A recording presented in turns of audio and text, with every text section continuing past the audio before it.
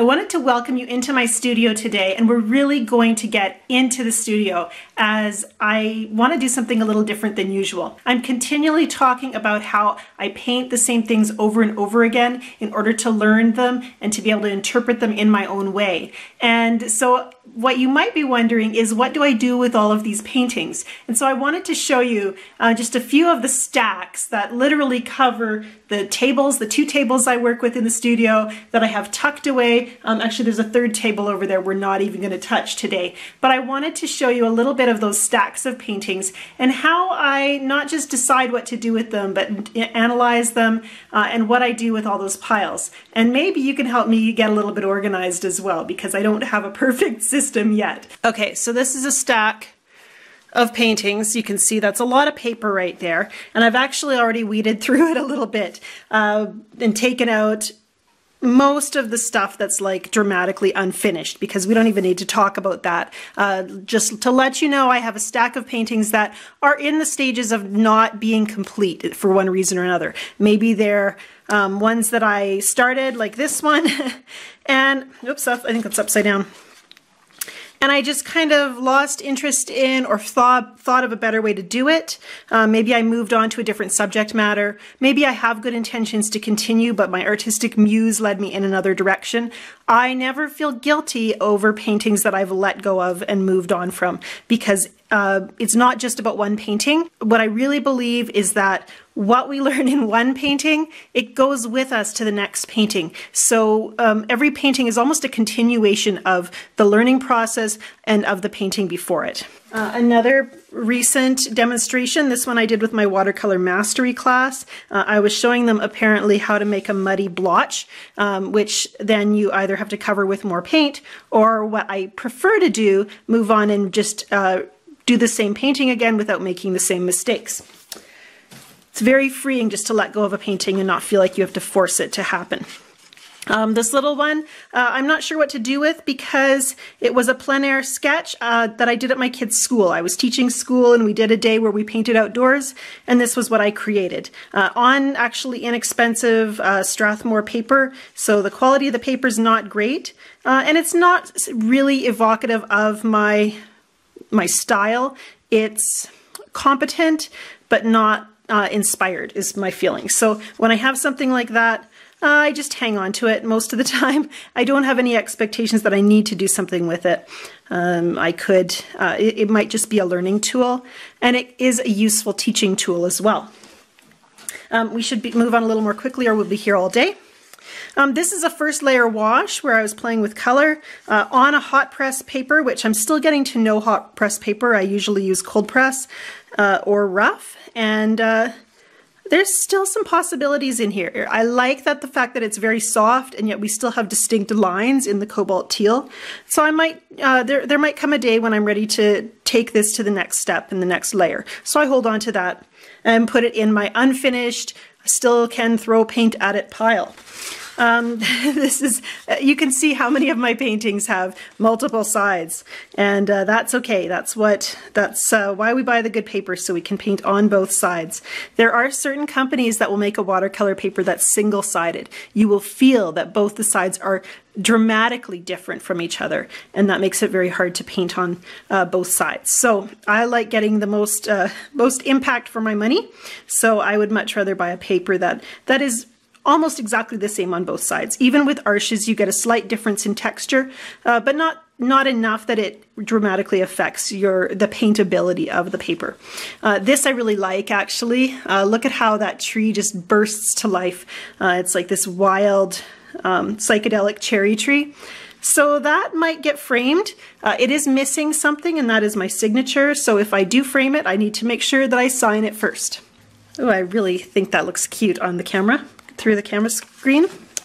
Oh, these guys are all Northern Lights paintings from a winter landscapes course that I taught last Christmas. I usually do kind of a holiday or winter themed class around around Christmas time. And so this was one of my favorite lessons from that class. And you can see it's different, a little different every time. That's the beauty of watercolor. And I've taught this in my studio as well to local students.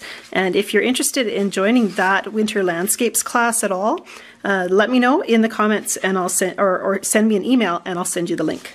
And that's a sunflower, and this is one of my most popular YouTube demonstrations, is my sunflower painting. And I've done this sunflower, it's fairly realistic, and I've painted it probably over 20 times. It's a great beginner subject because it really covers a lot of different watercolor techniques, and it's very forgiving. Sunflowers can be brilliant yellow or kind of rusty and dark, and look beautiful both ways. So that's been one of my favorite lessons to teach, and if you look up my sunflower tutorial, you can follow along and take that class as well. Okay, another side one, side two kind of thing. This sunflower works, I did it as a lesson, which you can find in my lesson library at learn.angelafehr.com. And look at the beautiful rich color in the center of that sunflower, amazing. But then I took the other side of the paper and I was working on planning out, and I think there's several here that kind of cover the same topic. Let me see if I can find them all. There we go, okay. So planning out a landscape using the unfreezingness of spring. So as the ditches and the snow started to melt, we had the spring runoff, and I started trying to paint some of that movement of the water in my loose and abstracted kind of way. So I did a sketch just based on my memory. This is a more simplified version. I probably painted that about six studies in, so I had to make a lot of mistakes before I could come up with something that was kind of simplified and still had that kind of mood. And then as I painted it more, this is another version kind of, and as I painted it more, I got more and more abstract. So this is an abstracted version. This is a very abstracted version, not finished yet. I want to add more to this. This one is actually finished, and I love the pops of bright blue and the way you do feel like you're looking down into the water. This could be snow, but you could also put your own interpretive spin on it, and I love that about loose watercolor. That makes me very happy.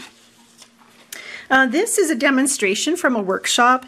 Again, this is, I love painting mountains. This didn't come together as a complete painting. It feels kind of like there's a stuff here and then there's a separation and stuff here. It feels fragmented. It doesn't have unity.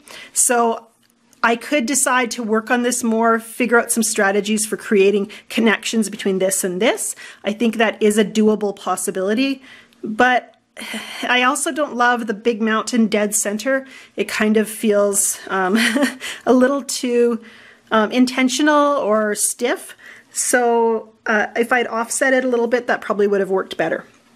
So I probably will just leave this one, pass on it, and then work on, if I want to paint mountains, I can do it on a fresh piece of paper, using what I've learned here about colors and shapes to make my next painting better.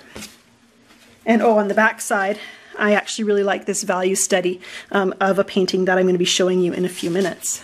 Okay, I need your help for this next set of paintings because what happens for me is I have a bunch of paintings that I'm really happy with. I like in my heart connects to them. And so I get all excited when I see them. And yet there's a little piece of me that goes, oh, maybe people won't understand it, and maybe I should be trying to make it look more finished or more like a thing. And this painting kind of falls in that category. It's got this wonderful arc of that brown, which I think is a hematite.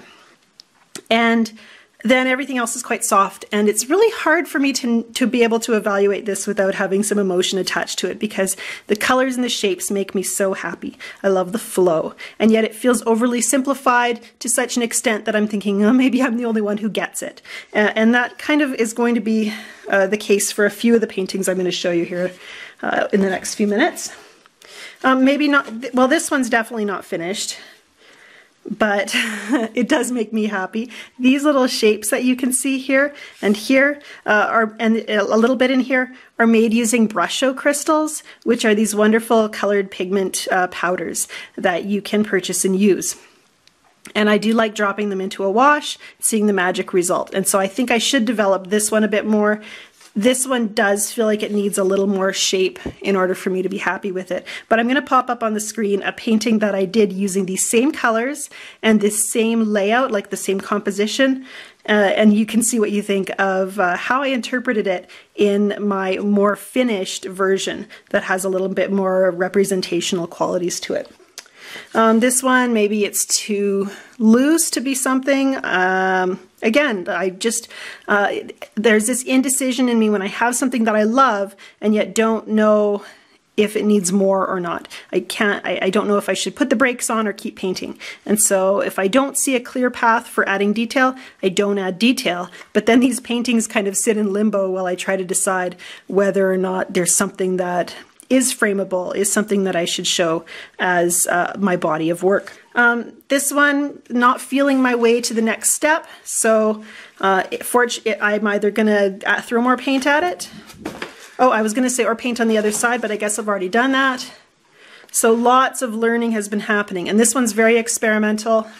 I like the brush marks, don't love the composition. Okay, this one. This is one of the other not finished enough maybe, but oh, it's really close because it makes me super happy. Look at this tree right here. Just a moment of silence for the tree. It makes me happy. I do plan to add a little more detail to make that tree pop forward and show off even more the beautiful watercolor moments and texture in those shapes. But I'm just holding off until I have the right moment. I want to be fully focused when it's time to add the next step to this painting. This is a plein air scene that got a little busy. Really looks good on the camera screen though, so maybe that will give me the push I need to frame it. Not sure yet. This was a demonstration from a workshop. I had a student with a reference photo that I was kind of helping her figure out how to paint rocks, and so parts of it serve the demonstration better than they serve the painting, if that makes sense. Love this little edge right here, and I love the shape of this rock. So I might even just crop and then develop the top part as a painting, because the rock just kind of dominates the entire scene. This painting makes me really happy. You can see the original value study here that this painting came out of. They're not fully alike. In fact, I didn't even put this dead tree in, but I simplified way down. And I find that that happens when you're 6 or 8 paintings into the same reference photo over and over again. It's such a good way to get down to the essence of what you want to say in your painting. And when you're willing to rethink everything you think you know, change up. What if I paint my trees like this instead of, you know, the way I've always done them? What if I took out that thing that I thought was so important to the painting? What if the mountains in the background got way minimized? And that's kind of what ended up happening here. Whether or not I will add more detail to this, I'm still trying to decide. I thought that I would need to put more in, and so I need to revisit it again when I can be focused on what the painting needs and try to marry that to what my reference photo said and what I really want to say. Okay, and here's a series of simple landscapes that I really wanted to show you. Again, I want your opinions. How do you feel about an unfinished looking landscape like this? There's so much that's unsaid in this painting, and yet I like the freedom that it shows. And I go back and forth between whether or not I need to do something with this distant bank of trees, because it's kind of trees, I think. They do look a little bit like they're floating in the sky, so how much does that bother me? Maybe that adds to the artistic tension in the painting. Stuff to think about. Oh, this one's upside down. This one I went a little nuts with the brush marks. Again, I kind of like the mood here. This is the view actually from the end of my driveway in the winter. And I think I captured that frosty feel. So then the question is, now what? And maybe it's finished. Maybe I need to keep going. And there's unanswered questions for me, the artist. I think that we have this idea that artists are way more confident or sure of what they're doing than we are. I'm really not sure what I'm doing. Most of the time I start a painting thinking I have no idea how to paint this. Because I'm continually challenging myself and wanting to say things that are new to me and more like me. And so when I start slapping down the brush in a way that makes me happy, and I was literally slapping actually my little string brush, where I'll clump up cotton string and just put it in one of these clips and just slap it on the paper. And that gives the wonderful freedom of marks around here. But you know, it's a risk, and it's a very freeing risk to take. So now from here, I want to be careful not to lose that feeling of risk and excitement by adding further details that may or may not serve the painting. So I try to be really intentional about what I add to my paintings in the finishing stage, because that's the time when you're most likely to ruin a painting. Okay, maybe they're all upside down now. We'll try turning it and see if that helps. Okay, this is another one of those spare, simple, effortless looking landscapes that I'm very hesitant to want to add to. I like the economy of holding back a little bit from your painting. And this was actually driving to school, to bring my kids to school or pick them up, and the rain clouds were coming over the town. This is the town here. It's symbolic, obviously. And I was on the road just along the edge of town. And you can see the distant hills and the sweeping of the sky towards the town. I like the feeling of that movement. This one I really like, the little watery marks that are flowing in to the landscape from the sky. And those are things that make me happy. Love the shape of this cloud. It's actually shaped like Canada, or at least like the northern part of Canada. I don't know if you can see that. So we'll call that a patriotic painting that may or may not be finished. And then just a few that make me fairly happy and may find a frame next time I'm ordering frames. This is irises painted in a negative style. I love how I painted around the irises and didn't really put much form inside of the flower heads themselves. This one, there's a short video about this painting, just talking about it on my Instagram account. Liking the fact that when you have a painting you're not super happy with, you can throw a lot of really dark paint on it and create something entirely new. Also loving the gold ink, which is actually an aqua bronze made by Schminke, and it's a gold powder made from aluminum that you mix with water to paint with. This is actually from my Watercolor Mastery course. If you've taken Watercolor Mastery, or if you'd like to, I have a new session starting in October. The 6-week interactive course, I talk a lot about artistic principles that help us think like artists and develop that mastery mindset. And I just love this. It's getting framed, for sure. Okay, oh no, I guess this is right side up. See, artists don't know everything. We can't even tell which is up and down in our paintings. Just liking the opportunity for negative painting in this pretty floral. At the end of a painting session, sometimes I just get really reckless and start making just wild marks with my brush. And it's really fun when beautiful things emerge out of that.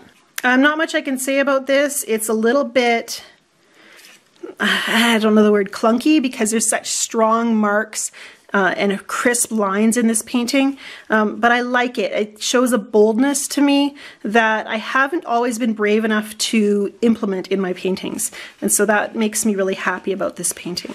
More experimentation, more of that same clunky boldness. I painted both of those paintings on the same weekend, so you can see how they influence each other. In fact, you can actually see from the top of this painting down to the bottom how my approach changed as I continued the painting. Kind of blew my mind just now. Angry brush strokes. Love this winter wild kind of storm feeling forest, using all my favorite colors. This painting actually occupies a lot of my thoughts, and in fact we're going to just let it have its own space here. Love the colors, love the shape.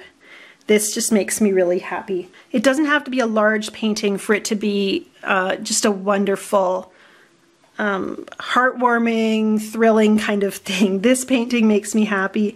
It signifies something about who I am as an artist. Trees are a recurring theme in my paintings, and I think this is going to be one of those paintings that I hold in my heart for a long time after, and many paintings beyond this one. Okay, this one's special too, again with the theme of the local landscapes, the distant river. This is actually the same scene as this painting. They're both the same reference photo, and yet they have different influences, some of the same colors, but you know, I'm trying different things. I've painted this scene over a dozen times as well, and so it changes every time I paint it and gets a little more exciting.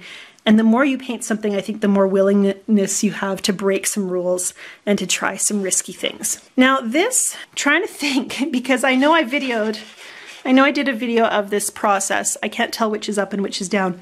This particular wild abstract is something that was really fun to create using some fairly exciting techniques that I'm looking forward to showing you here on YouTube in the next little while. So watch for that.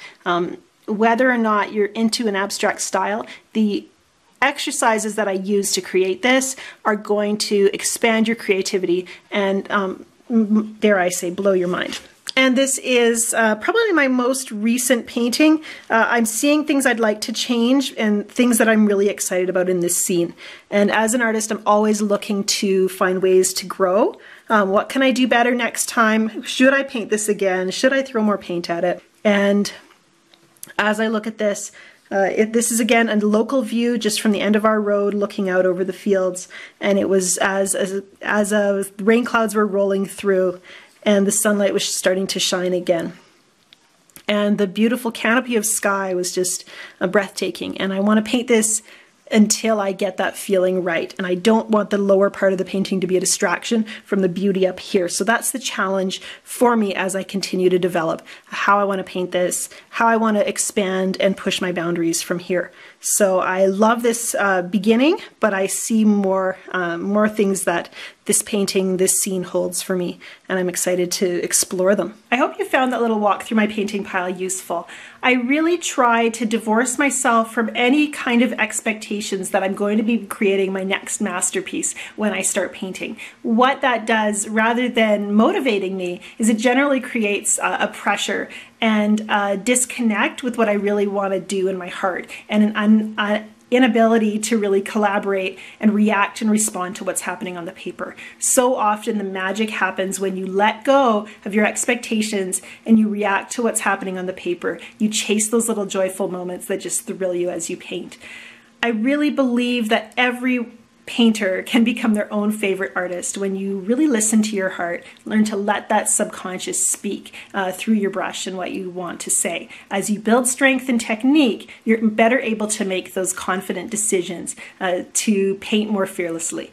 I love helping artists to create those optimum conditions for self-expression and just joyful, fearless painting. You can check out my courses at learn.angelafehr.com. As I mentioned, my watercolor mastery course is my favorite tool for helping you to create a mastery mindset that will really help you to paint as your own unique individual, to claim your identity as an artist, and to be your best advocate and your own favorite artist. Check that out at learn.angelafehr.com. Thank you for watching. Don't forget to like and subscribe this video if you felt it was useful, and come back for more. I love sharing my watercolor light bulb moments with anybody who wants to listen.